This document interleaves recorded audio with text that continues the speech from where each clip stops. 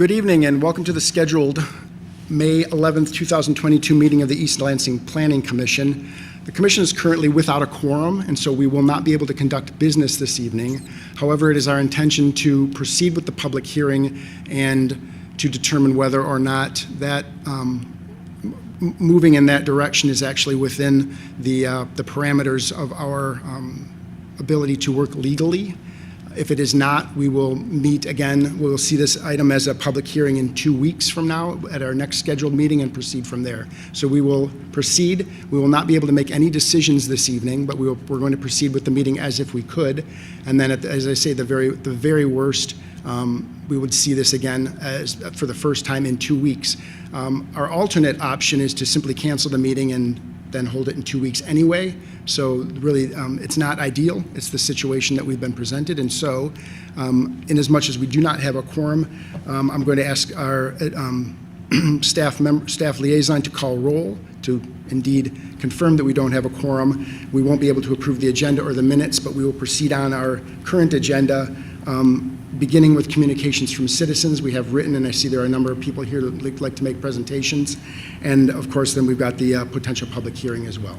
The public hearing has been officially noticed, and so it's my expectation that this will serve as a proper public hearing, simply that the commission as it's currently populated is not permitted to make any decisions this evening. Mr. Menzer, would you please call roll? Good evening, Chair Bowman. Here. Vice Chair Sullivan. Here. Commissioner Williams. Here.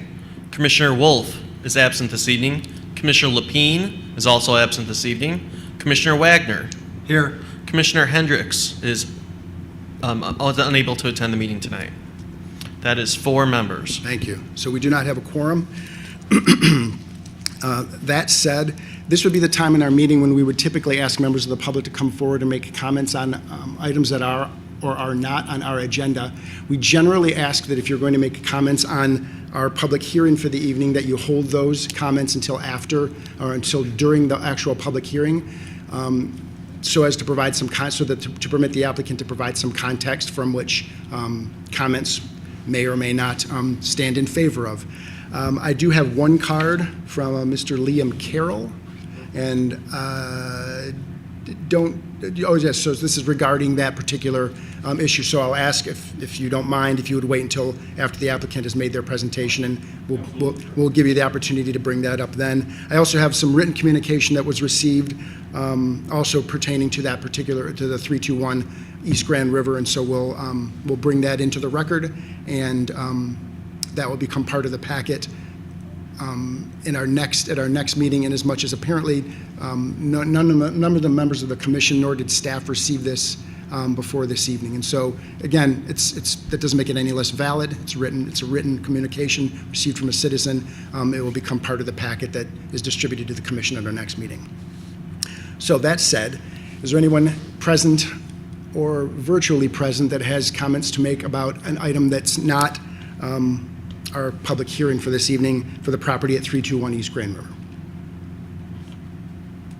Okay, nobody present is coming forward. Rebecca, I see Mr. Urdialis. Is it just us up there? It's just us. There's Okay, no one in the thank queue. you. All right, so then we don't have any additional communications from citizens, which will move us on to item 6.1, our only public hearing of this evening. This is a special use permit site plan to renovate the building at 321 East Grand River Avenue to establish a restaurant serving alcoholic beverages. Mr. Menzer. Good evening, everybody.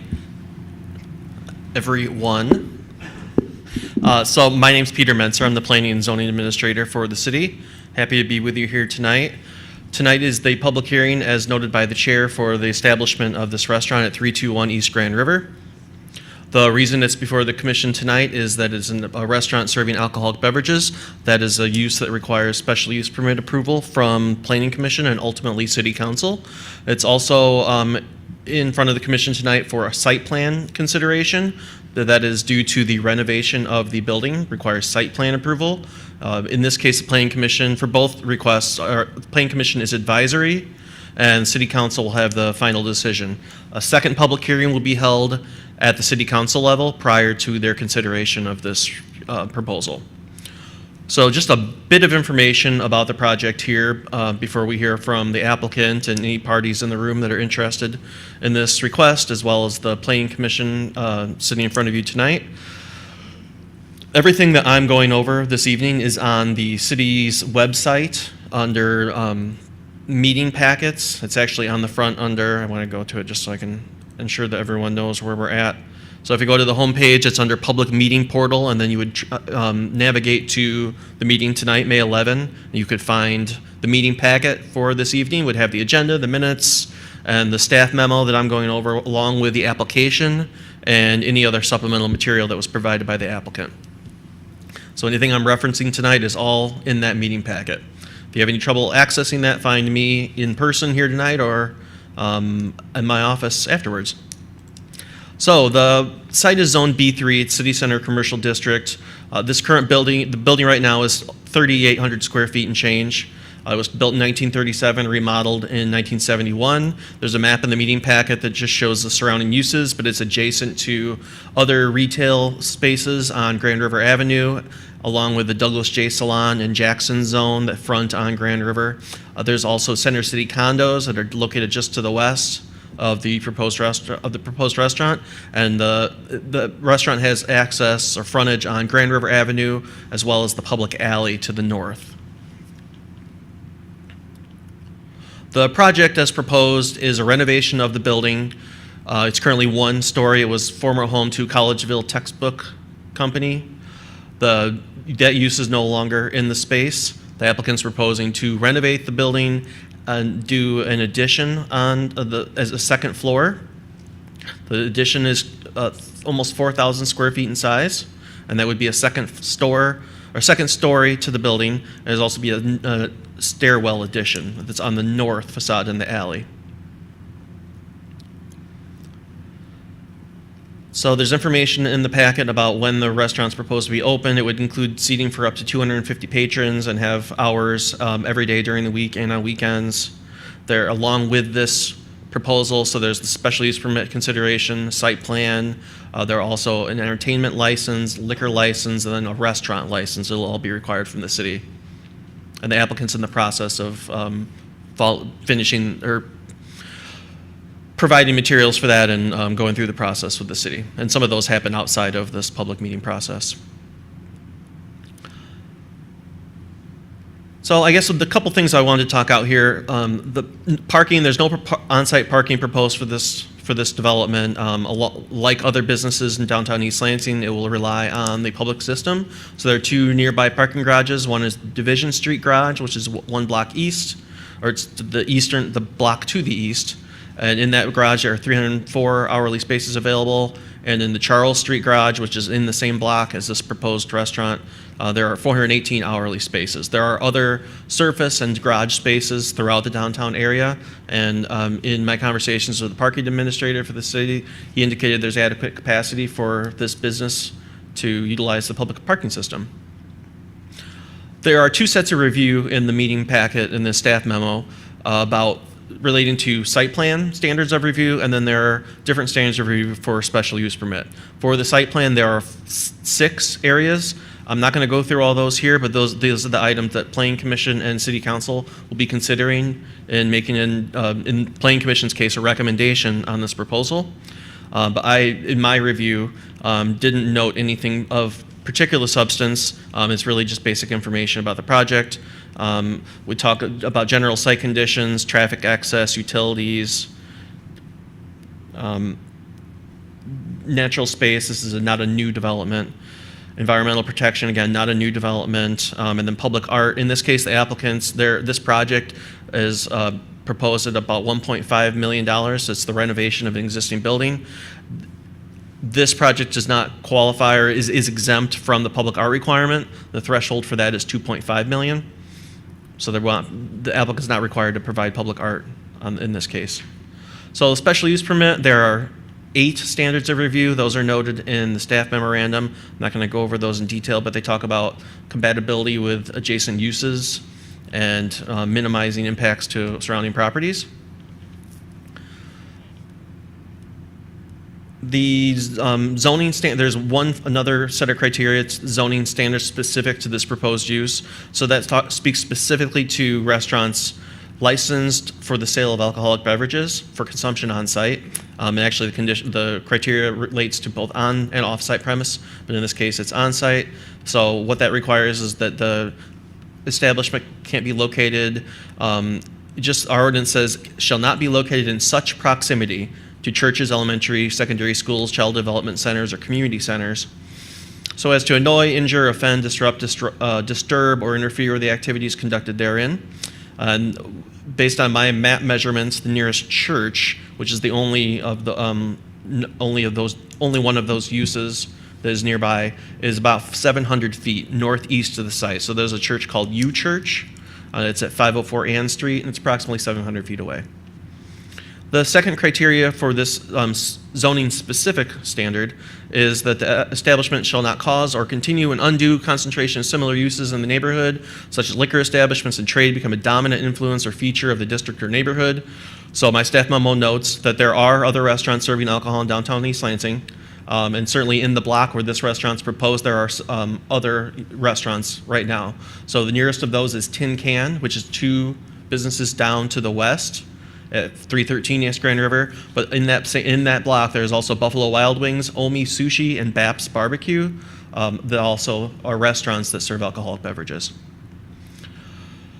So following the public hearing, when the Planning Commission is ready to make a recommendation, you will see in the next meeting packet a list of potential conditions for consideration by the Planning Commission. And those conditions may include items that are intended to ensure that this project meets the standards of review and any of the provisions of the city's code of ordinances. I'm available if you have any questions. The applicant's here in the room tonight to explain the request and answer any questions you might have. Okay. We'll get to the applicant's presentation in a moment, but does anybody have any questions for Mr. Menzer? Oh, sorry, Vice Chair.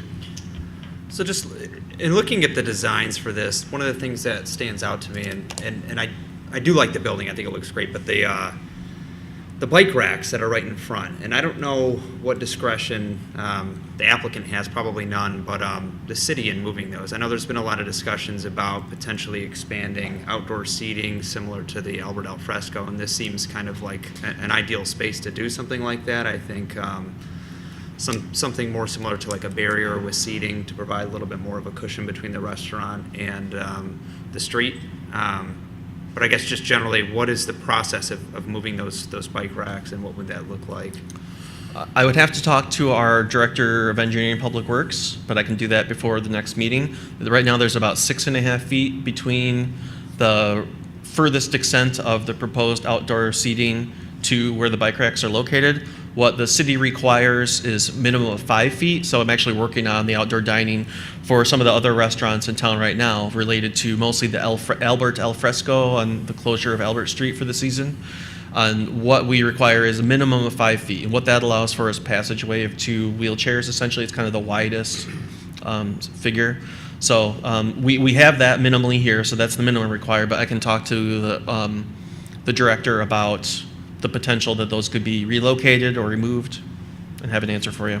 Okay. Yeah, that was my thought process, because for a bookstore, I think the bike racks maybe are an excellent fit, but for a restaurant right there with an outdoor patio, it seems like it could cause a little bit of congestion, and I realize the applicant has little ability to move those, so just wanted to mention that. One further point that I just want to make, there is an area of the sidewalk called Furniture Row that's really the outer, I'll get an exact dimension, I think it's either the outer 3 or 4 feet of the sidewalk, where the grade is a little bit different, so that's typically where you'll see trash cans or other street, in this case, not the bike racks may be a part of that, they may not, have to look. But where there is, it's hard to tell, but there is a slight grade change that goes towards the street. So I'll have some more information on exactly where that is and what the street profile looks like in that area for the next meeting. Thank you. More questions if nobody else does. Commissioner Wagner, please. So, Peter, I do have one question for you. Under the SUP Standards of Review, number 7, it's about, so you have a statement under, it says the closest residents are the city center condominiums. I was looking at the building, and I just want to clarify, above the Clover Clover, the building, adjacent building. On the second floor, is that an apartment or is that a business? I don't have an answer to that right now. I did get a picture of that kind of mystery door on the street, and I don't know what it goes to. I'll have an answer for that soon. It looks like an apartment built, just I don't know, one. I didn't see a rental record for it, so if it's an apartment, I'm just not quite sure. It could be owner occupied, or it could be illegal, or it could be something altogether different. But I'll get some information on that. Thank you. Okay. Vice Chair, please. I think this has been discussed before at a previous meeting, but I'm just looking at the proposed hours here, and I just think they're missing out on a prime brunch opportunity for Sunday.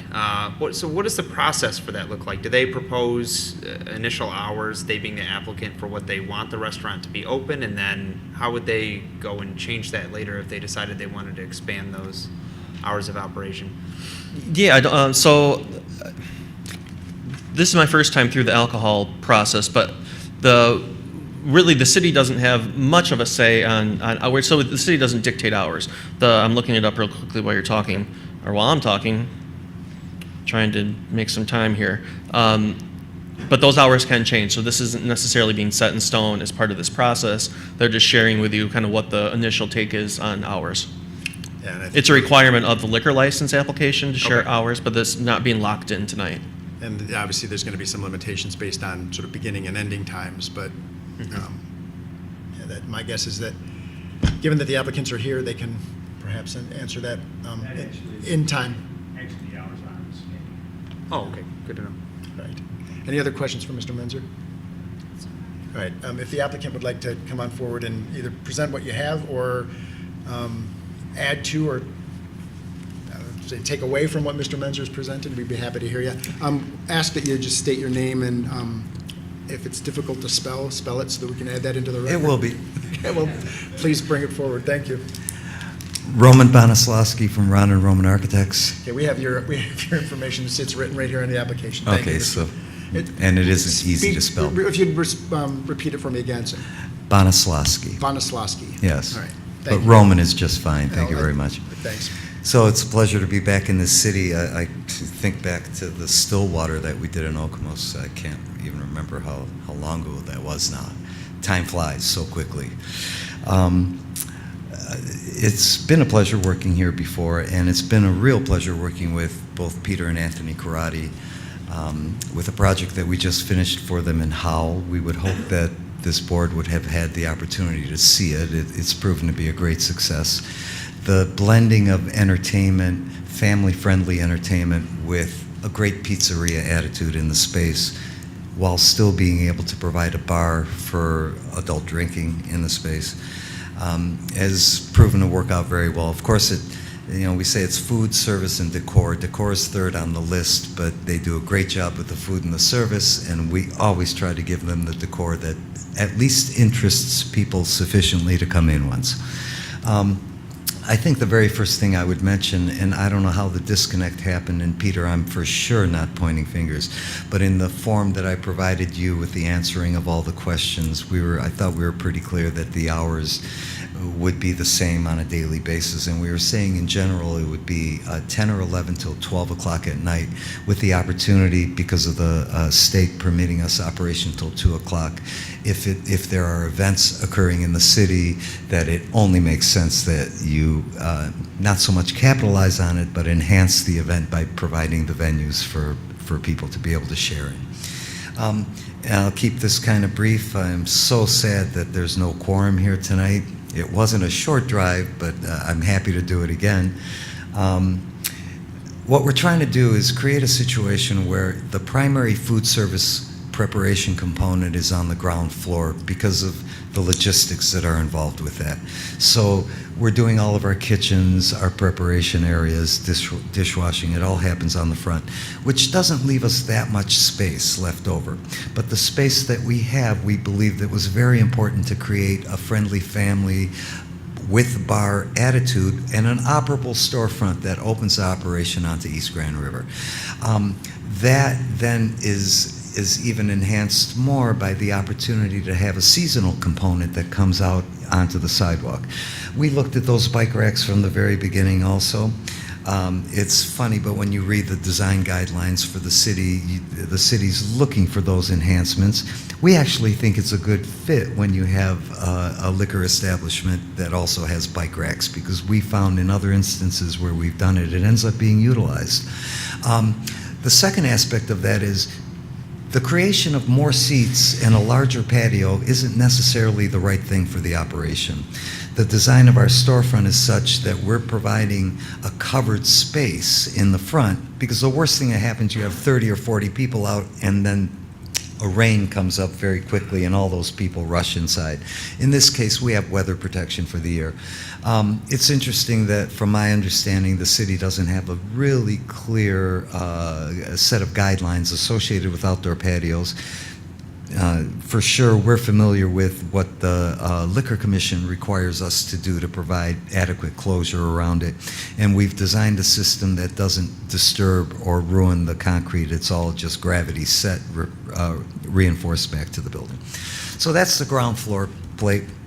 There's a connection with the stairwell. We're providing an elevator in the project. We're providing full fire suppression in the project, which is not currently available. And then because of the limited amount of public space on the ground floor, we are adding a whole new second level. And that second level very much styled after the way we just did the Howell facility. The bocce courts are a big component of that.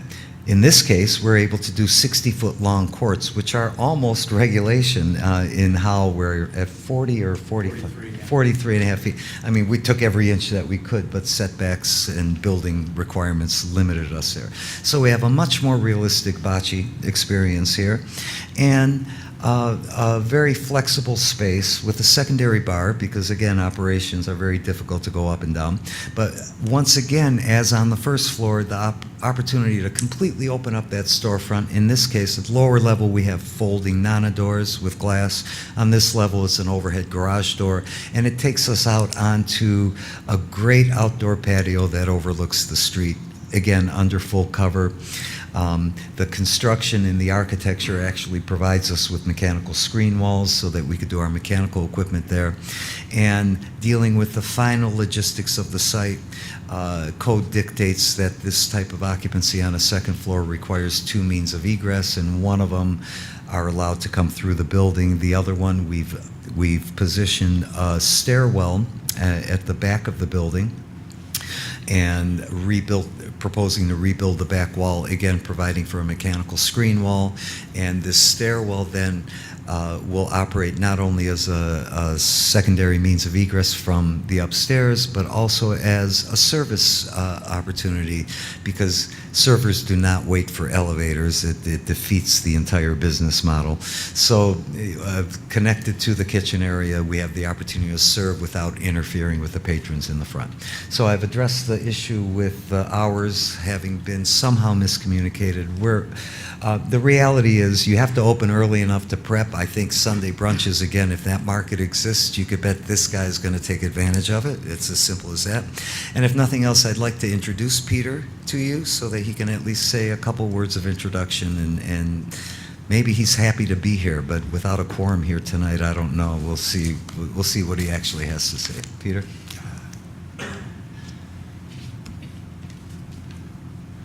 I don't mind coming back. I enjoy jogging around the campus, and I'm loving it. My background is like, after college, I came back and started. If you could say your name and. Oh, Peter. Just, again, we're going to take minutes, and so. Peter Karate. I know it's in part of the, thank you. Peter Karate. So my background, after college, came back and started at my uncle's pizzeria in the University District in Detroit. 36 years ago, my uncle and grandmother had an Italian restaurant in Detroit that I grew up in, and that's kind of why I wanted to get into the food business. I enjoyed hanging around there. Very involved in Detroit with the mayor's office, with the city council. We're part of the community in Detroit. Like I say, the restaurant's been there 61 years. I'm only 60. And then I have an Italian restaurant in downtown Milford that's a little more little more fine dining. I mean, I we keep trying to scale it down, but a little more fine dining than what Howell is. And then East Lansing is going to hopefully be very close to what Howell is because we have a super cool vibe there. People love coming there. It's worked out like incredible where we get a little bit of everything. We get families for birthday parties galore. 20 people can come and get 4 or 5 pizzas and pop, and we kind of have it set up as a retro. These guys did an awesome job. Kind of set up as a retro pizzeria in part of it, and then a little more bar-friendly, adult-friendly area in the bocce. And people tell me they love it because they can bring their families and have birthday parties, but they can go on date night and sit in the bocce ball courts. They kind of made it nice for just about everybody. I think East Lansing will actually be even way better because the vibe I'm getting from walking around campus and the different places, I think our concept's going to be perfect for East Lansing, actually. So make it, my passion is pizza, so it is a complete Italian restaurant, but it has 3 kinds of pizza. Me and my nephew actually went to Naples, Italy, and learned how to make Napolitan-style pizza from the best pizza makers in the world, and we do a pretty good job, I think, with that. And then we have American-style pizza, Detroit-style pizza. We have these panuzzos, which we may be one of the only people actually in the United States making that are delicious sandwiches where we make the bread fresh twice a day. It's really good food. Food is the just, and the bocce ball courts are just something cool for people to do while they're hanging out. I made the comment to these guys, if they don't like bocce ball, we could put cornhole. They're like, no, they're going to like bocce ball. So everybody has cornhole. I think they'll like the bocce ball. But that's it. Really looking forward to doing this project, and I think it's going to be a great marriage. Thank you. Any questions for Mr. Karate or Mr. Benislavsky? Commissioner Williams? There's a reference in the staff report to an entertainment license and the potential for live music. Would someone speak to that? It's possible. When you're breaking my filling it heart. out, you have people fill out everything just in case. Peter, do you mind speaking? It's a possibility. You want to leave your options open. So you don't have any definite plans? No definite plans for that at this point. Thanks. I just want to clarify, you talked about on the upper level, a garage door opening up or closing off the patio. That's actually set back from the face of the building, is it not? So it's actually like, I don't know, I was going to try to count them, but I couldn't. Maybe a dozen 12, 15 tables and feet chairs back. that'll be actually in front of that. Correct. Although, for full disclosure, that patio component up there, it's important that a restaurant actually has a patio that feels like you're still outside, as opposed to a hard-roofed, closed-in window structure. So we are proposing that there would be roll-down isinglass closures on that patio, so fabric top closure, most likely a hydronically heated floor in that area, habitable year-round, seasonally. But even in the winter when you're out there, you still feel like you're Sure. on a canopied patio as opposed to hard construction. Right. Again, I just wanted to clarify that, well, it sounds to me like you've actually further anticipated the concern perhaps is that ultimately you're going to be able to close it off entirely, say if it's particularly inclement weather, you can actually put in some sort of temporary, if the wind's blowing that way, you could actually continue to populate that. Correct. the upper level. Isinglass is a clear vinyl Right. product that's used in the boating industry and in canopies that you've seen everywhere. And it actually exists up behind the canopy face at all times, and it just gets rolled down and zippered into place behind the hard rails that are there. Okay, thank you. Aesthetically, like we did Howell, one of the main things I wanted, and one of the main things I want here, you go to other cities, now Birmingham has a lot of it, but it's open air. I mean, you're going to be driving down Grand River or walking on the campus, and you're going to see everybody inside having fun, eating. You can even see the pizza ovens, and it's kind of the same thing upstairs on the roof. Want it as open air as much as we can. So like you guys are trying to accomplish outdoor seating, even the people inside will feel like they're outside for like 6 or 7 months a year because it'll be wide open. Okay. And then, again, I'm going to just sort of anticipating some concerns. it looks to me like you've actually, sort of helped me here, actually the block walls are actually going to run out to the front edge of the building, and the awnings are actually going to be inside that. So there's actually, so there's not going to be actually openings to either side.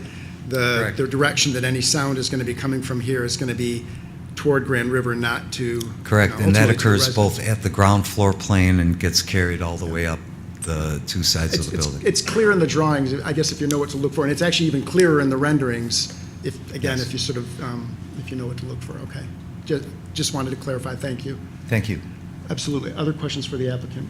Can I just Commissioner Wagner? ask a question about the bocce court? I mean, I've been to a bocce court in Minneapolis, and I'm not quite sure I can picture it. Will it be? I see there are tables in the drawing. There are tables around it. I mean, will it have a wall, like a certain height of a wall? How do you? The courts are really curbed with a 6-inch high curb around both of the courts. There's 2 sets of courts. It's played with members on both sides at each long end, and it's truly just table seating along the side of that, and some rail components, to prevent stupidity that often occurs. But it's truly an open condition. The facility that we did at Howell, there we actually built 2 building additions specifically to house them. So in lieu of just being curbed on the side, there's actually little knee walls and windows there. But it is just open courts through the whole space. So yeah, so I'm looking at the picture of the one at Howell, Yes. where has a wall. Right. So if you're sitting at any of those tables, you can watch the game. Oh, completely. There's nothing there that separates it from the rest Do of that the on room. purpose, so Okay. people have something to do. Even put a couple of really nice windows at the long end of the courts so that you'll have openings behind you with a garage door and then the glazed end wall at the end of the courts too. So how do you get to the courts? Is it? I mean, I see tables all around the You courts. get into the courts through the tables at both sides at okay. the ends. And then you hang out on the courts while the play is going on and Okay. Tables on the side to keep your drinks, on the ends, those are for the people playing bocce ball. Okay. Oh, okay. Yeah. Okay, I got you. Thanks. Other questions for the applicant? Vice Chair? Yeah, just a few comments and then a couple questions as well. So I really like the concept, bocce, the theme, and everything. And as someone that has small kids, I always appreciate additional family options. Just curious because this looks like a pretty substantial overhaul of the project. I will say I do like that it's taken it from 1-story to 2-story. I think a 1-story building on Grand River, especially in hindsight, looks a bit odd. So I do appreciate the verticality of it. But what is the timeline estimated for the completion of this project? Well, that's all up to, Yeah. that's all up to the planning commission because we couldn't have a quorum today, so that set us back 2 weeks. No, I'm just kidding. It is basically kind of, these guys are pretty good. Stefan is a Michigan State grad. He's the local architect who's really jumped on it. So I think we'll get everything to the city as quickly as we can. It kind of depends how quick they can turn it around. They're saying maybe up to 90 days. So I think that we can do it in like 5 or 6 months. So if we could get it in, 30 to 60 days, maybe we could do the whole project in 6 or 7 months. We're ready to jump on it. Great.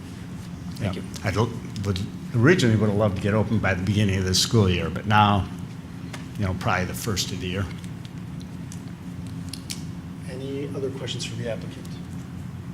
And by the way, it's a great family place. It really is because, the kids can watch people play bocce ball. We may put a few games. And like I say, 4 people can go out and get a pizza and drink ice water and very inexpensive. Or you can spend a lot of money. Thank you. Appreciate it. Again, since this is a public hearing, I'll take this, we'll now start to take comments and perhaps questions from the members of the public. You're not obligated to fill out a card, but since Mr. Carroll has filled out a card, I'll invite him to come forward first. And I don't think you said you weren't making a presentation, but provide some No, I'm not going to questions make or a concerns. presentation. I always come prepared, though. My name is Liam Carroll, East Lansing, a citizen at large, with a couple of comments, actually a point of clarification and a point of order, if I may. Sorry if I'm hard to hear. The point of clarification I'm looking for is in the plans, through the chair, if I may ask, I did not see anything for a roof. Is it open roof? So it looks to me that there's a canvas roof on the upper level that covers the area outside of the not or don't, yeah, outside of the location of the fold-up garage doors. Right. And then I'm presuming a proper sort of membrane roof above that. Is that true? Okay, I just didn't see how If it you was in could the plans. just give me a second. Sure. It is currently 7:54, and we've been joined by our fifth member. Thank you. And so we'll conduct business normally at the end of the meeting. It doesn't have anything to do with what you're about to say or what the public hearing we were about to conduct. But in fact, for our case, it's really only the approval of the agenda and the previous minutes. But I just want to make it note that Commissioner Wolf has joined us at, again, 7:54. Mr. Carroll, please proceed. That segues actually right into my point of order.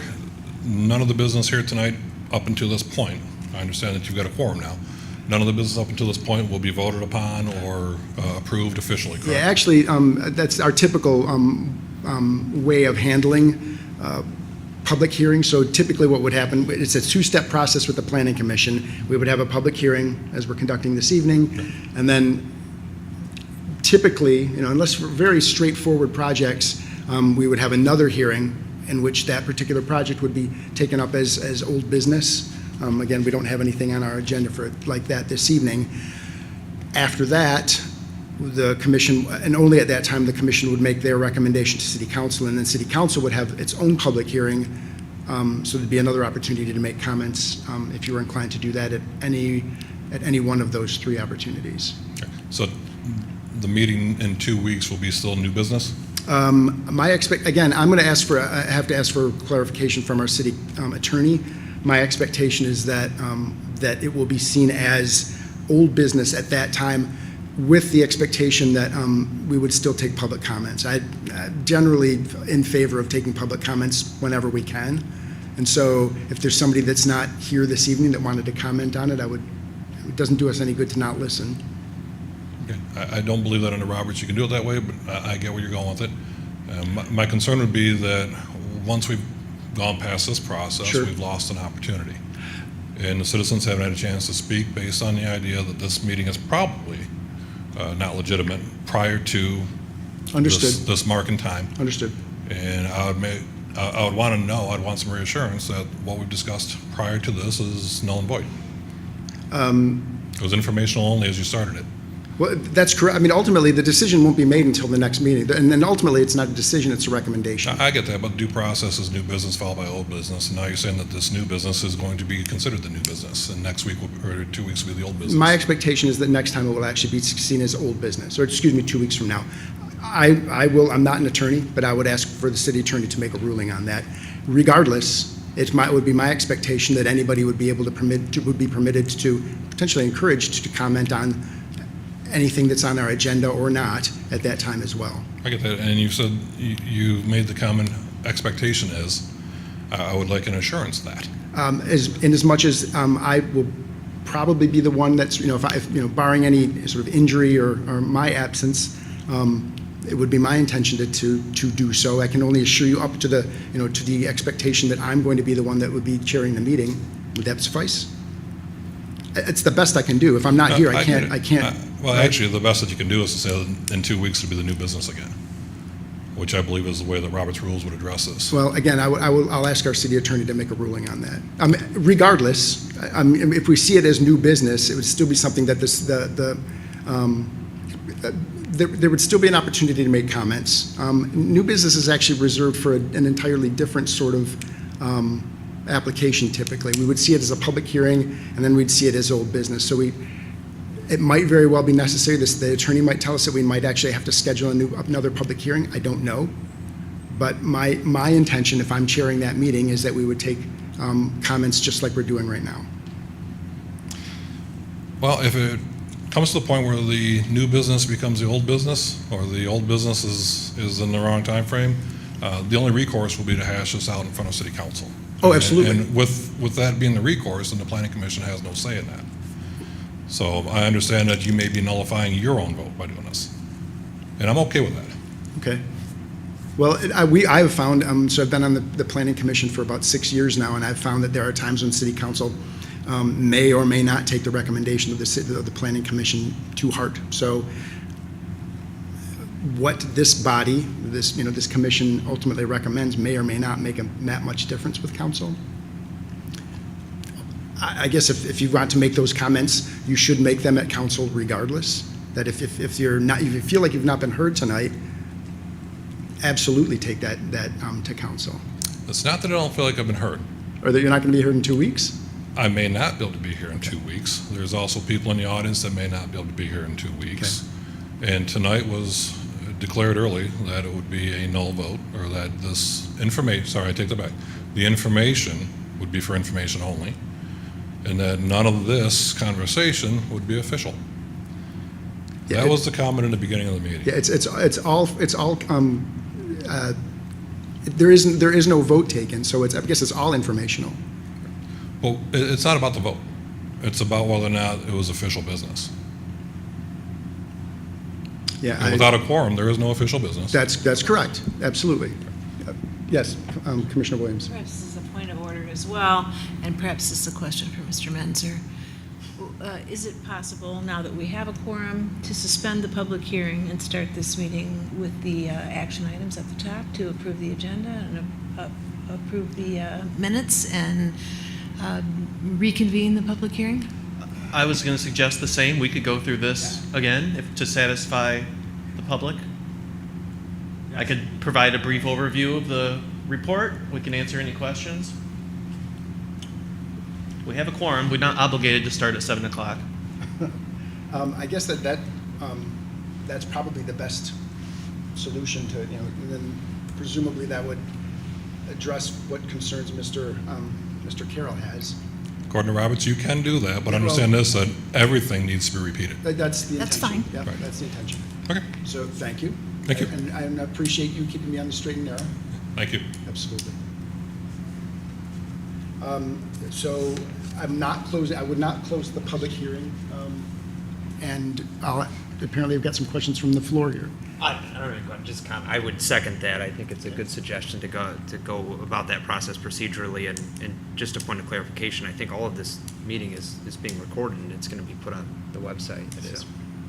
Commissioner Wolf, did you have something else? Did I see your hand? No, I'm just baffled, but go ahead. Since I missed what led up to this. That's fine. Again, I'm not closing the public hearing, but I would like to welcome everyone to the May 11th meeting of the East Lansing Planning Commission. It is by my clock 8 o'clock. Mr. Menzer, would you please call roll? I'd be happy to. Chair Bowman. I'm here. Vice Chair Sullivan. Here. Commissioner Williams. Here. Commissioner Wolf. Here. Commissioner Lapine is absent this evening. Commissioner Wagner. Here. Commissioner Hendricks is absent this evening. We have 5. 5 is needed for quorum. Thank you. We have a quorum. You have in front of you a copy of the agenda for this evening's meeting. I would entertain a motion to approve that agenda. So moved. Second. That's been moved by Commissioner Williams and seconded by Commissioner Sullivan. Is there any discussion on that motion? Seeing none, we'll call for a vote. All those in favor, please signify by saying aye. Aye. And those opposed? That motion carries. You also had in your packets a copy of the minutes for the April 27th, 2022 meeting. I will entertain a motion to approve those minutes. So moved. It's been moved by Commissioner Wagner and seconded by Commissioner Williams. Is there any discussion on that motion? Seeing none, we'll call for a vote. All those in favor, please signify by saying aye. Aye. And those opposed? Motion carries as well. We have no committee reports. Mr. Menzer, do you have a staff report? Good evening, everybody. I would like to share just a couple items since we last were together. So the City Council met actually last night in this room. Just a couple quick updates to share with you. So I am working with Chair Bowman on a letter to the City Council summarizing the conversation on housing that took place at the meeting on the 27th of April. There was, and I'm paraphrasing, general support for the idea of housing in the northern tier and Coleman Road and the city's 27-acre Coleman and West parcel.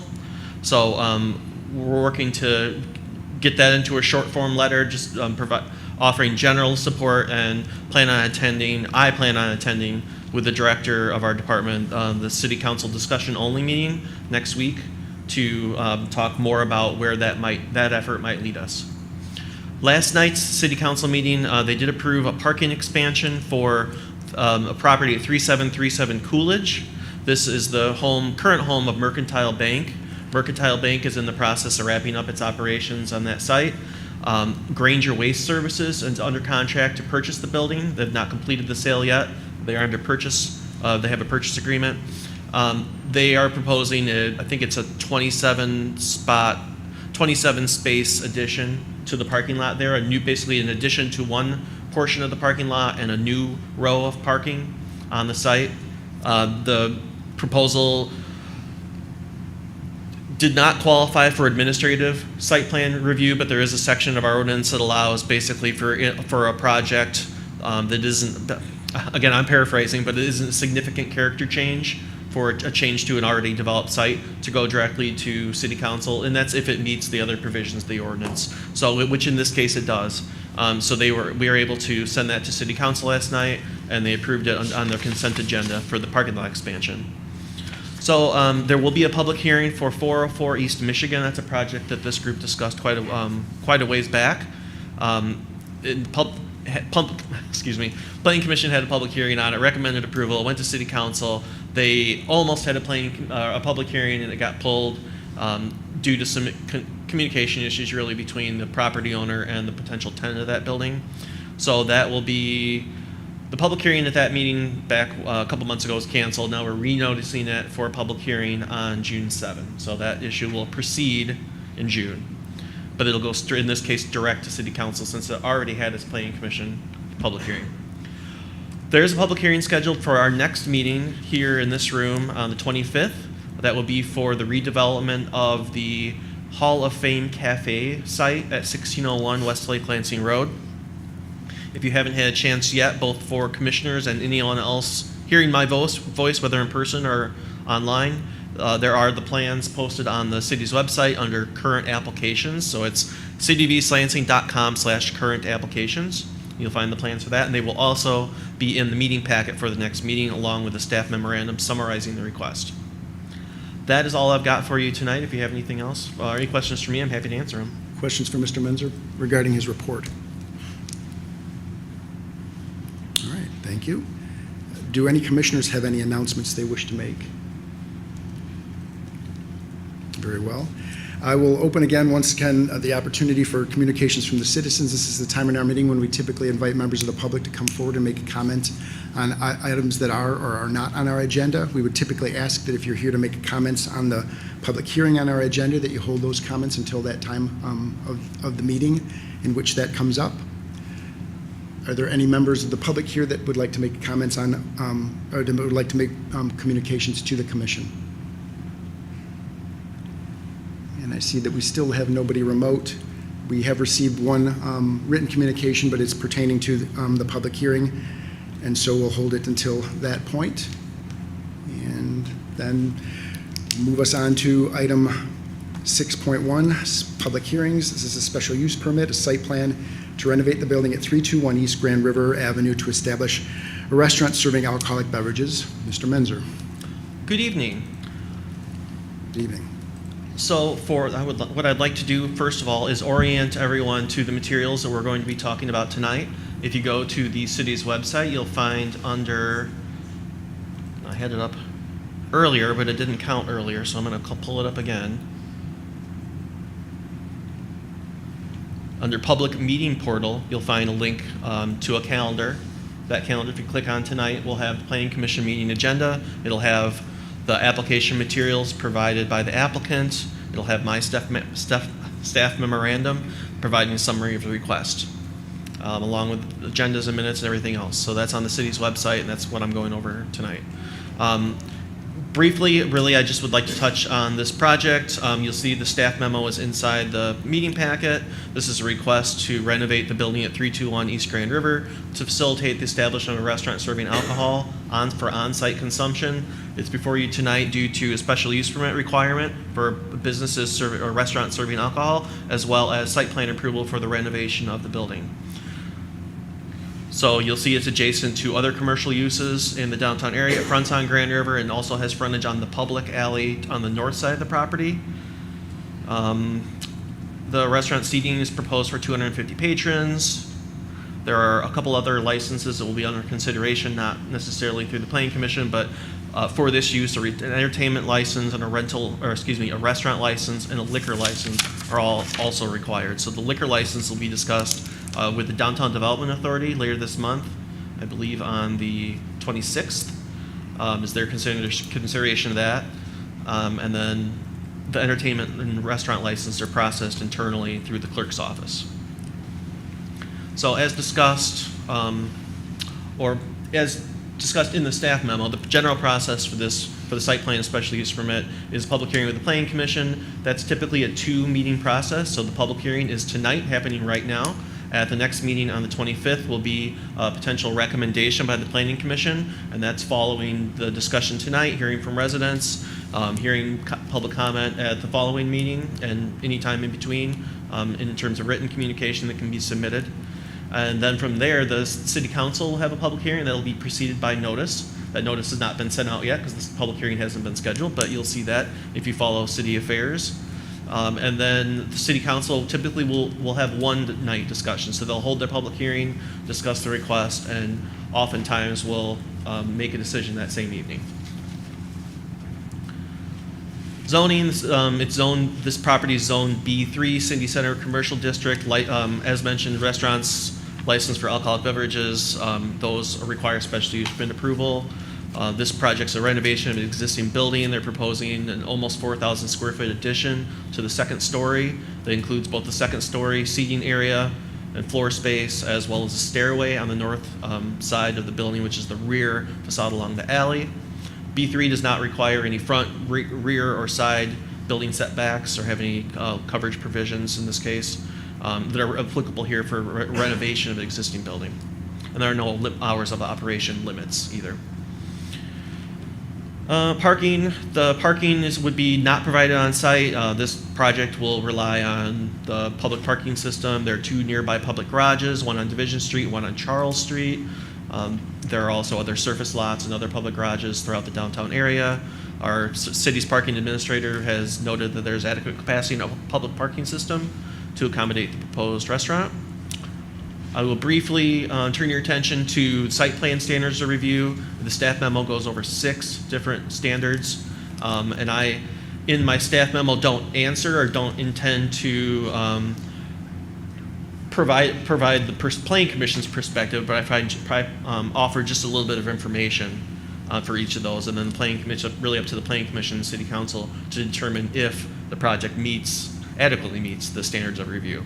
So there are 6 for site plan consideration, and then there are 8 for the special use permit. There are also use-specific rules in this case. One related to, and this is specifically for businesses, restaurants licensed for the sale of alcoholic beverages. This speaks specifically to, one of them speaks specifically to proximity to churches, elementary or secondary schools, child development centers, or community centers. I note in the staff memo, the nearest church is located approximately 700 feet northeast of this site, which is the U Church at 504 Ann Street. The second specific criteria speaks to establishment not cause or continue an undue concentration of similar uses in a neighborhood. And that all I'm doing here in the staff memo is noting there are other restaurants serving alcohol in downtown East Lansing. In the specific block where this restaurant is proposed, the nearest is Tin Can, that's 2 doors west of the space. And then there are also Buffalo Wild Wings, Omi Sushi, and Baps Barbecue are in that same block, and they all have served food and alcoholic drinks. So I'm available to answer any questions you might have on the proposal. I know the owners are here as well. Thank you. Thank you. Other questions for Mr. Menzer? Commissioner Wolf. Yeah. I'm sure you don't know this right now, but for the next meeting, could we know, you listed the 4 other restaurants serving alcohol within the block.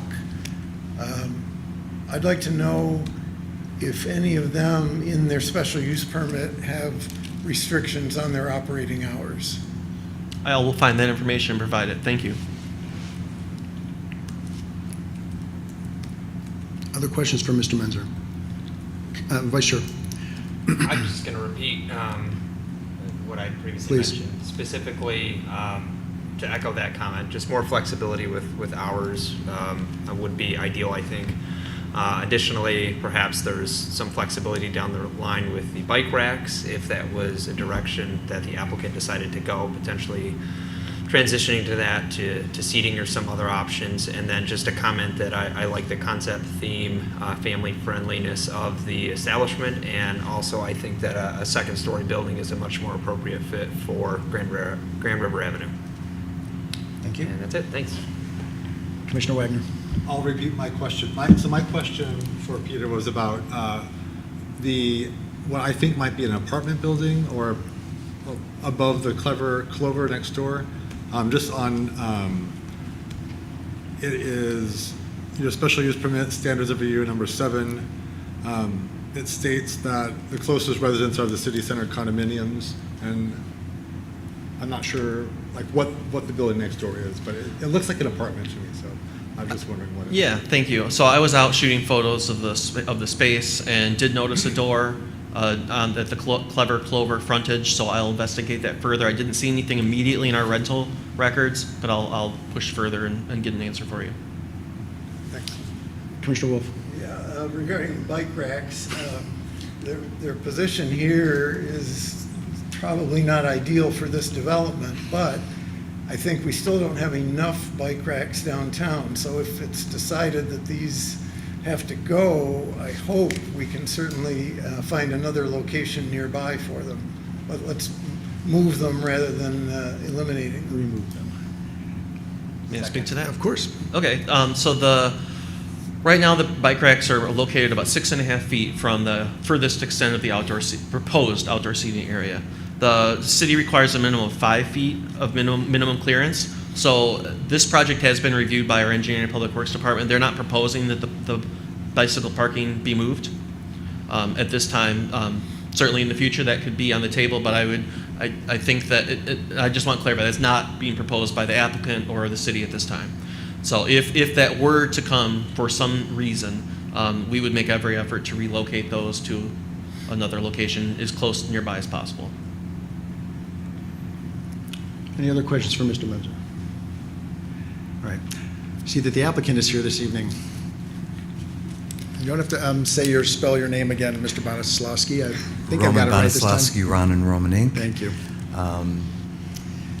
We're proposing a 2-story facility. With regards to the logistics of the project, we have established that all the food preparation will be on the ground level. That's the food preparation, dishwashing, cold storage, and everything else associated with the ovens and the actual production of the food, leaving us a space on the main level for seating, and that space is slightly restricted. It will also contain a bar. It's very important to enter a restaurant into a bar dining condition. We're proposing to open the entire storefront with operable nano-walls because of the limited seating on the ground floor, and also because of the character and context of East Grand River in this area. We saw it as a natural to provide a second floor in which it will be a completely enclosed space, but for a proposed outdoor patio in the first 15 or so feet along East Grand River. That will be a canopy-covered structure with the opportunity to do seasonal isinglass enclosure in order to utilize that space year-round. The big bonus for this is that we have the opportunity to provide bocce courts, which are similar to the facility that we just finished for this client, Mr. Karate, in Howell, Michigan, which has proven to be very successful. In that case, the bocce courts were limited to only 43 feet in length. In this case, because of the opportunity that we have, we're going to be providing 2 60-foot courts in that area, along with a lot of flexible seating and a secondary bar, which serves both the outdoor patio as well as the whole second floor. The project is intended and designed to be of a pizzeria flavor with a family-friendly atmosphere, activities, potentially other games. The bocce at this point has proven to be very successful for us in our other facility, and here we're proposing that it's a great fit, but we have options too to introduce other entertainment venues into the space itself. The ground floor, we are also proposing, in addition to doing the fully operable non-wall storefront, which really creates a complete openness to the restaurant, the ability to see in right through to the pizza ovens, which are featured as a main component in the space. An outdoor seasonal cafe, which is provided underneath and within our extended building facade with a canopy over it, with the knowledge that that seasonal patio doesn't damage the sidewalk, is fastened to the building and gravity laid onto the sidewalk itself, removed when seasonally not appropriate.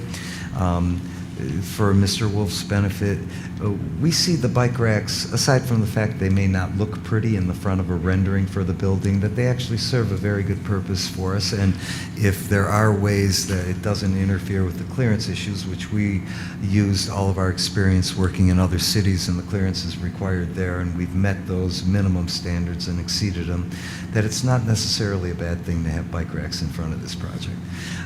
Especially with the student base and the fact that not only is this restaurant aiming to be family-friendly, but for all ages, and definitely the gaming components on the second floor, the East Grand River second floor roof patio, things that naturally would attract the younger clientele also. The architecture of the building is proposed so that we have natural high mechanical screen walls both at the south end of the building at East Grand River as well as at the north end on the alley in the back. Speaking to the alley in the back, on our property, we are proposing, because of code requirements, that this addition of a second floor and the occupant load that it holds requires not only two means of egress, the second of which would be provided by the provision of this rear stairwell on the project, but we also find that from a servicing standpoint, we are providing full elevatoring in the project along with an interior stairwell near the building entry in the front, allowing patrons to come in and be led up to the front either by elevator or by stair. And we find that the addition of the secondary egress stair also benefits the project because that's the service opportunity to bring food up and down to the second floor. I believe all the mechanical equipment will be on the roof, screened both from the alley and from the street. And I think those are the main points, aside from the fact that, as was mentioned with regards to the hours of operation and the opportunity for flexibility of hours of operation, we would also be looking to make sure that that based on the LCC and the state's requirement for hours, we know that operations can extend to 2 a.m., but we know the reality of doing business. And for the most part, general hours would be basically 11 a.m. to 12 p.m., midnight, but with the opportunity to coincide with events that occur in the city, that the hours can be extended to not only take advantage, but enhance those activities that might be occurring. And also, trying to keep all venues open. We would also pursue the potential for having an entertainment license in the facility with the second floor, the opportunity to close that space down with the knowledge that the building owner is responsible for sound, which we also, from a design standpoint, were cognizant and sensitive to. Cognizant of and sensitive to by the provision of the masonry wing walls that occur at the front of the building, which encapsulate on the side both the main floor level as well as the rooftop patio component. With the understanding the owner is responsible for all of the regulations and ordinances in the city with regards to noise, and generally controlling a food service venue that would also serve alcohol. I think I've covered my points. Thank you, appreciate that. Questions for Mr. Bonaslawski? Commissioner Wolf? Yeah, so for the entertainment license, it's live music that you're considering? Is that what would be required? What would trigger the need for the entertainment license? I believe so. And so the opportunity on the second floor, because it's a long venue and it's completely enclosed at the north end of the project, at the alley side of the project, that depending on situations that there might be opportunities from private parties that would occupy the whole space. The opportunity to host events and other things that could utilize that second floor flexible space. The bocce courts don't encumber the space very much regarding appurtenances or devices inside that wouldn't permit you the use of that entire floor. So yes, the thought is that there is an opportunity at some point, not intended to be a regular feature in the space, but always looking for the most flexibility, the most opportunity for success for any business to provide for their paying clients the means by which to fulfill whatever renting or use opportunities might exist. So how is that being done at the restaurant in Howell now? It has live music, does it not? No, I believe it does not. Yeah, just like what we consider here, a lot of people ask for like two-man bands, they want some. We'll probably do it eventually. And plus, we have a difference in layout and space here. Right. The Howell facility is, for instance, the bocce courts there, we actually had to build two appendages onto the building in order to house the courts themselves, and we were space restricted. And if you've been in the Howell facility, pretty much every inch of that space is accounted for. Whereas here, although the ground floor is rather filled with food operation, logistics, bathrooms, elevatoring, and stairwells, and then the remaining dining area with a bar. The upstairs is a much more open space, and so there are opportunities here that we don't have in Howell. Okay, thanks. Oh. Mr. Menzer? I just wanted to provide a little more clarification on the entertainment license. So it's not just in this case like for the music. Really, any restaurant that's offering, and there's a long list of things, but I'll start with just televisions, requires an entertainment license. So it could be live music. Could be television. So this would cover, dancing, or well, it says dancing by employees. I don't think that's proposed here. Monologues, dialogues, motion pictures, slideshow, closed circuit television, large screen video or pay TV, contest, orchestra playing, piano playing, any kind of musical instruments, singing, other performances. So any of those things are kind of covered under an entertainment license. That'll be considered by city council, and the city council actually has to approve it by resolution. So that would happen at a future meeting. So when they get the entertainment license, it's not for a specific list of those things, it actually covers all of them? Well, it would be for the items that they propose. So Okay, yeah. they would have to state which one. Yeah, I just wanted to provide a little background on kind of the scope of what falls Yeah. into that.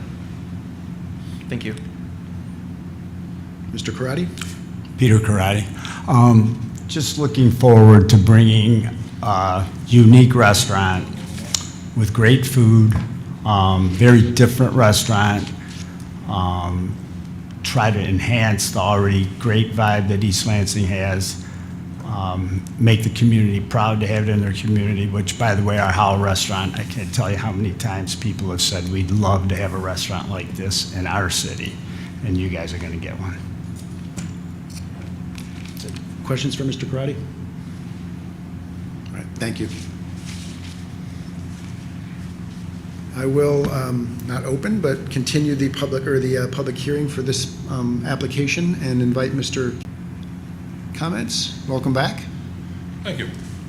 For the record, my name is Liam Carroll, 220 MAC, and I'm here as a citizen, a resident, and also a board member of the East Lansing City Center Condominium Association. I am here to advocate for the wonderful living that our co-owners and my wife and I have come to love in East Lansing. East Lansing is a very attractive community. It was very attractive to my wife and I when we retired from municipal careers and moved to the area for our current retirement careers. First, let me start by saying I'm excited and very supportive of a business occupying a vacant building. I am. It is good for the city, it's good for the community, it's also good for our future. However, I would rather have a vacant storefront over one with noise, disturbances to our peace, and rowdiness problems. Lou and Harry's alleyway shows the hazards of their crowd and the surrounding buildings, especially the broken windows. I and we cannot allow such unopposed, or at least adjusted. Having thin, modern-day construction privacy walls will not help with the sound, unless they are sound deadened. We are already in a concrete canyon in that alleyway. We have multiple residential units that face that concrete canyon. The echoing alone from cars revving their engines in the CVS parking structure side is horrendous. Adding to it, the possibility of noise from another restaurant is concerning. The Tin Can is a good neighbor. They do have music. It's kept at a dull roar. We don't have any issues with them that I'm aware of. I'm a relatively new resident, but the concrete canyon that we're having, and by elevating yet another building, is going to make that more of an echo chamber. Understand, these are bedrooms that face this. These are rooms that we live in. This is our homes, not a business. I and others in the East Lansing City Center condominium community are concerned with the bocce courts, that they may be code for future dance floors. The proposed group here has already supported my concerns with their talk of live entertainment and other venues. I believe other venues and live entertainment would be a betrayal by this commission of the citizens that you are here to protect if it's not stricken from their application. Understand this, that we have to live there, they just make money there. And I'm not opposed to it. I will spend my money there. I enjoy pizza. I don't know how to play bocce, but I would watch and enjoy it. If you leave that on the application, I believe it will be a betrayal to our trust in you. I have noticed from the plans, or the artist renditions, that they are eliminating 2 parking spots from the city, which is good for the city coffers because they'll now pay to park, but it's bad for the towing companies who make their money pulling cars. There is a tree missing from the artist rendition. I hope that tree is not being removed. There's also 2 lighted bollards that are behind the business now, which I believe will be removed in order to expand their footprint. I would ask that they replace those lights, which is for the safety of the students and the walking public, and that is a very busy area back there, with lights that match the other lights along the corridor. They're beautiful lights. We like them. It's one of the prettiest alleys I've seen in the entire state of Michigan. It is. I've never seen Nice one with alleys. a wave concrete or a wave brick paver system in it. Beautiful. You've done a great job making that. Now let's keep it. Let's put some lighting back there. If they're taking lighting out, let's replace it. I will call your attention to the fact that we are very concerned with dumpster placement during construction. On the other side of our building, we have residents, co-owners that are very upset looking at a porta potty and a dumpster every day in, day out. They get loud during the day when they're tossing things in there. And unbeknownst to you, you don't live there, so I'm gonna guess you don't know how loud they get at night when the kids get into them. And start slinging stuff around, dumpster diving, there's scavengers that go in there looking for the metal. And the porta potty itself, when they did the last rotation, when they pulled it out for street cleaning or whatever it was, they dumped it. You had raw sewage in the curb line, blue raw sewage. It's very obvious where it came from. These are the concerns that we have with dumpster placement. Now, I get it. Close proximity is beneficial to them. Close proximity is a detriment to the residents. If I have to live on my balcony looking over a dumpster and a porta potty and smelling that all summer long, I won't be a happy client. I won't be a happy resident, and I won't be a happy taxpayer and voter. This is my life you're talking about, my wife's life you're talking about, our families and our friends' lives. There are 40 units in there, and your job is to protect us by protecting us. I don't have an issue with the fact that they have to have a dumpster, but keep the commercial dumpsters in the commercial area. I would rather see it on Charles Street or block Grand River as necessary. Both can be done, both have been proven, and both are a better solution than putting it under our balconies. I will call your attention to the East Lansing City Charter, which does supersede all ordinances that fall under it, because the actions against the residents, the taxpayers, and the voters here will ultimately reflect and fall upon the City Council. Your actions will go there. According to Chapter 5, the responsibility and authority of the City Council, their very first responsibility in the Charter. This is the law of the government. The council shall provide for the public peace, health, safety, and welfare of persons and property. That is their number one priority. And as an extension of them, that should be your number one priority. You have the ability to adjust their application. You have the ability to restrict their application. I'm not opposed to the business. I'm opposed to what may happen at the business. I'm opposed to what will happen during the construction phase of the business. I will remind you that our residents pay taxes like the businesses do, but there's 40 units in there that pay taxes. Our residents pay income taxes to the city on their payroll, regardless where they work. Unlike the businesses, however, our residents vote. And I wish you would keep that in mind as you make your decisions here tonight. Again, I will be a customer of the business. I'm not opposed to it. I'm opposed to it being done wrong, and I'm opposed to living with a nightmare forevermore. And I believe I speak for all of our community when I say that. I thank you for your time, Mr. Chairman. You've been nothing but polite. I appreciate it. Try. Thanks. And all of you have a great night. Thank you for your time. Thank you. I don't have any other but nor do I need them if you would just state your name and. I'll say my name. Say my name is spelled as well. My name is Steve Angelotti. That's Angelotti. I'm also on the board of directors of the East Lansing Condo Association. I'm actually president of the board of directors. I'm actually, pretty excited by this project in general. As a grandson of an Italian immigrant who taught me bocce at a young age, I certainly enjoyed the game and so forth, and I think it's very exciting in many ways. I do have concerns, though, about the comments about live music. The statement is possible, quote, no definite plans, and then probably do it eventually. Again, I don't think live music in itself is a problem, but we're now talking about an upper level outdoors patio with the roof off and the potential for live music there. That is a problem. It is a problem for the residents of our building. We have 9 balconies that face that direction. We also have other units as well, which are within range of that. It's, maybe a little over 100 feet away. And I know, there's an argument which says you live downtown, you have to expect some noise, but noise, it comes at different levels. Noise to me that you would expect downtown is 3 guys that leave the bar at 1 a.m. or walking down the alley are a little bit loud, and they kind of wake you up because they're yelling or something like that, then you roll over and fall asleep again.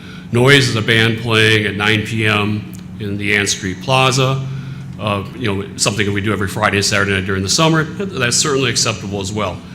It's a little different when it's the potential for consistent noise or night-to-night noise from a facility that's 100 feet away from you.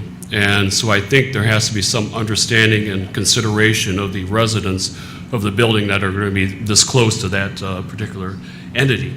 I mean, and anyone who thinks that's not an issue, I suggest if they live in a house that they invite their neighbor to set up an amp on their porch 100 feet away and blast out till 2 a.m. They can understand what it could be like.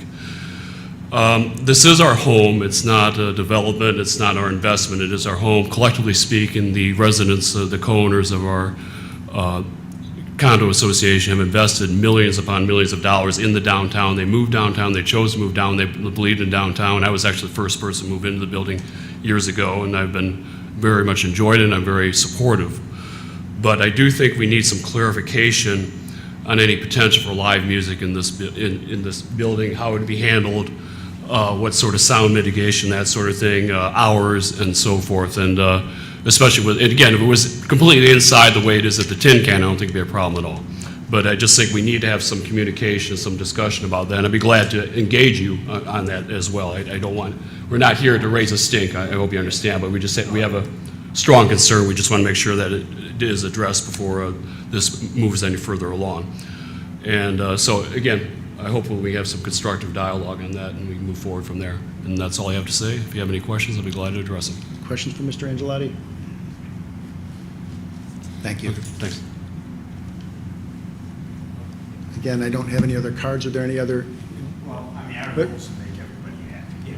We don't want anybody, everybody. Any comments should be made, Yeah, like, yeah, if the- you guys are gonna talk, you'll have to come to the podium. Thanks. I mean, we're the kind of people that, have restaurants in 3 other cities, and we want everybody to be happy. We don't want to upset anybody. I mean, I actually have no intention on having live music. You just always want to keep your avenues open. And when I go on vacation, I seek out like an acoustic guitar player, and that's what we're considering having in Howell. I don't think it would really create a big, stir. I don't really want to deal with I'm a restaurant person, concentrating on food, families, kids having fun. I really don't plan on having live bands in there at all. I don't want to deal with it. We're super busy in Howell. We're going to be super busy here. We don't need it, but. I do believe there's hours capped at how late you can do it. Right. Where food can Right. be safe. Yep, understood. Commissioner Wolf? Yes, do you play recorded music in your restaurant? I mean, yes, we do, but not loud, because we want people to be able to talk and eat Yep. and, have families. It's an area where I like a good vibe, so I'm 60, my nephews are in their 30s, and I'm turning it up louder than they are, because I like the vibe. I want it noisy, a little noisy. I'm not gonna lie. I want people having fun. Yeah. Thank you. I want to give everybody a chance because I thought I saw another hand. Yeah, please.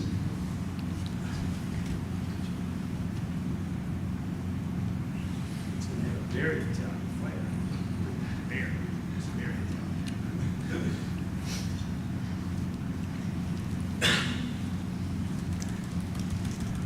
Hello, thank you for listening tonight. My name is Stefan Hoffman. Could you say it again, please, and spell it? Yeah, again. Stefan Hoffman. Or if you wouldn't mind, okay, or fill I'll out a fill card. out Either- one. Terrific. No problem. Thank you. I guess I have to give you a resume of my professional and personal ideas about this project to help you render whether you already decided or not, maybe push you over the side or not. I'm Abbott Road Nursery School alumni of 1971 across the street. A Pinecrest Elementary alum 73, McDonald of 78, and East Lansing High School of 85. I attended Michigan State, part of the marching band. I come in for every alumni band, parade, basketball games. My son just graduated this Sunday. My third son graduated this Sunday. To say that I'm not in tune with this city is an understatement. My dad still lives in East Lansing. We are residents of over 50 years. I lived on Groton Way. I walked to Sherry Zedek, got bar mitzvahed. I got baptized at the Greek Orthodox Church. I know every Greek, Vlahakis, bell. You can name, and every developer. I know every professor's kids and every coach's kids that ever went through Michigan State, including John Mackey's son, who I shared a locker with. So it's green. It's very green, what I know. And I've seen a lot of restaurants going through here, a lot. I've seen a lot of businesses, and they've come and gone. The good ones have stayed, and I cannot tell you how enthusiastic I am personally about Mr. Karate's pizza place here and the quality of the design that Ron and Roman can provide. And on the professional level, I've known Ron and Roman for over 30 years. In fact, I knew Ron longer than Roman has and worked together. As an architect, I've done a lot of restaurants myself.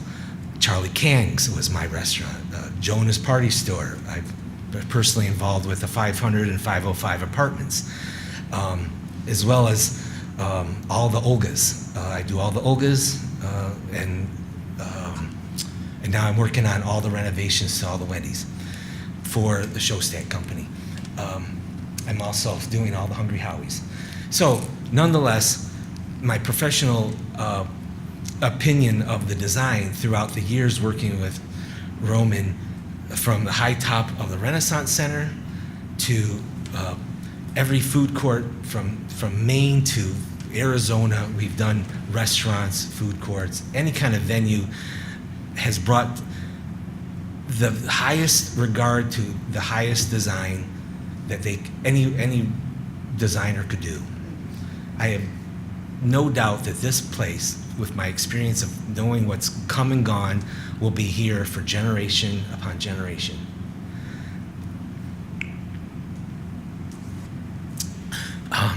I started this project with them. I measured the space, I drew up the preliminaries, and I begged them to work on it because I wanted to be in my hometown. I was recovering from a bone marrow transplant, and I said, I am healthy enough to do it. I'm gonna do it. Sorry. But then I got cancer, so I'm sort of in the back seat a little bit, but I'm here as an honorary member of their team, and I loved working with Pete briefly, I just can't say good enough things about this. And though as a planning commissioner in my town of Lyon Township, I've never had a Groundhog Day like this. This has been unusual, but I hope it sticks, and I hope your vote. I don't think I'll be here in 2 weeks due to my chemo regimen, but I just wanted to say this today and be heard. That's all. Thank you, Mr. Hoffman. Thank Any you. questions for Mr. Hoffman?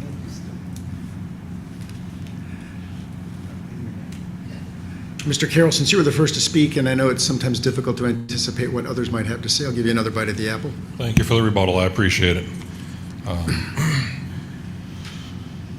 If I may, through the chair, address some of the comments that were made by the developers. We've illustrated our concerns. We've described them, I think, at length. The developers have said that they wish to make everyone happy. They now know our concerns. And I will ask the question, will they strike from their application those things that are our concerns to make everyone happy?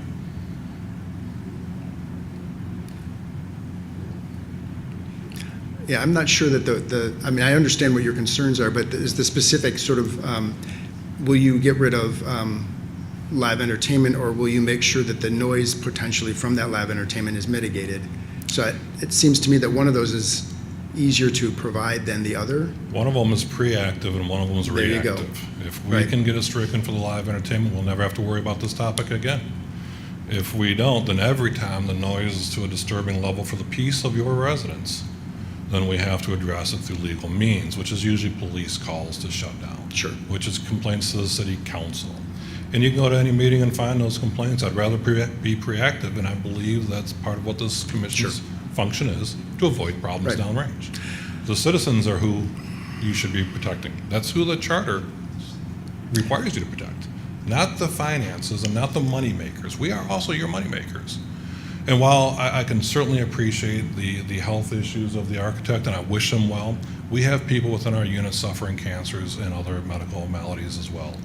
And they don't want to be kept up late at night either.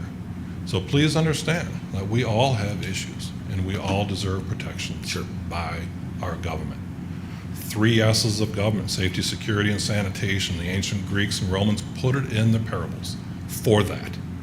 And unfortunately, sometimes governments lose track of what they're founded upon: our safety, our security, and our sanitation. Right. And I'd ask you to go back to those, as well as the city charter and what the council, which is your superseding, requires of you. If they're willing to remove from their application the things that they want, I'll buy the first slice of pizza there. But we need to have insurance, and they can't provide it unless you enforce it. We need to be safe. We need to be sound. We need to be secure. And if you have something you wanted to add, that's fine. Typically, what would happen is that our concerns and the concerns that have been raised by other members of the public, and there was one other person here, if you wanted to make comment. Yes, you? No? Okay. And I do have a written, I have a letter from a resident as well that I'll make note of.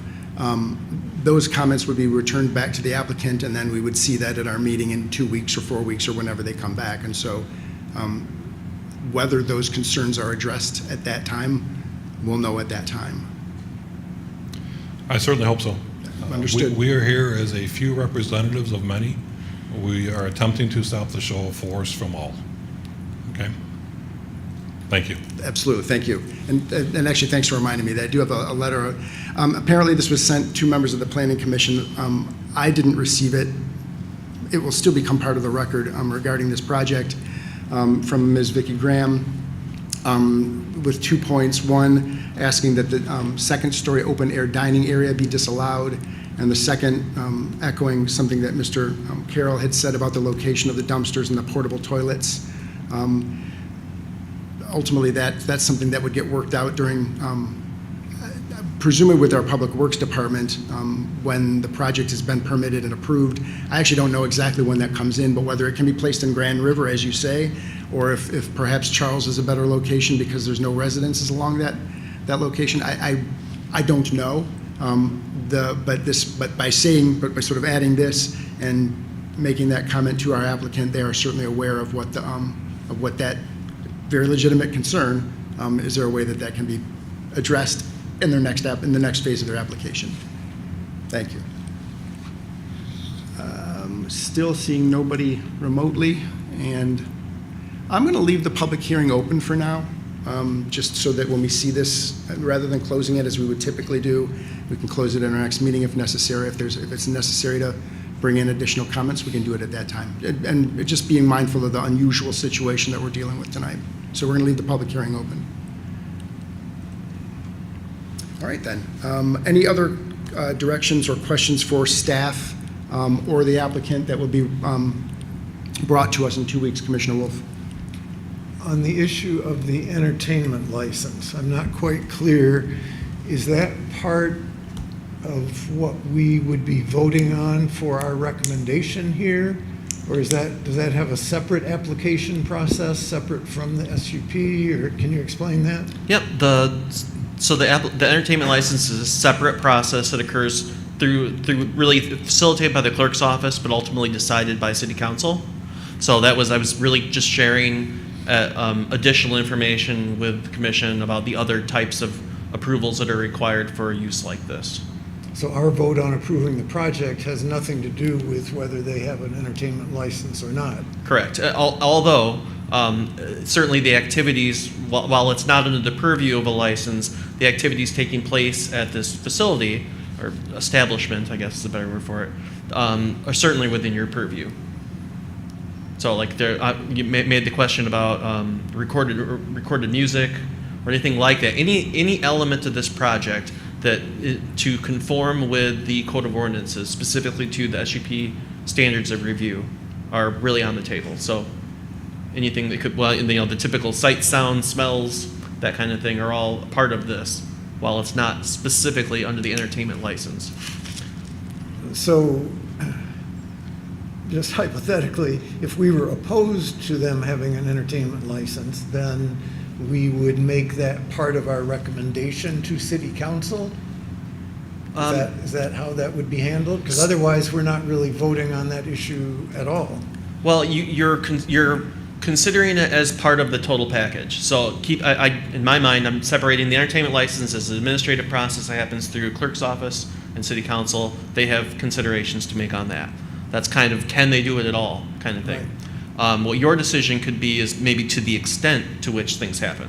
And I'm not suggesting this is a condition, but something like limiting music in the outdoor areas. That could be something that you could potentially, and again, I'm not suggesting that, but that's the type of condition that you might consider to ensure that this project meets the standards of the special use permit. Okay, thanks. Okay, any other questions or comments for staff or the applicant?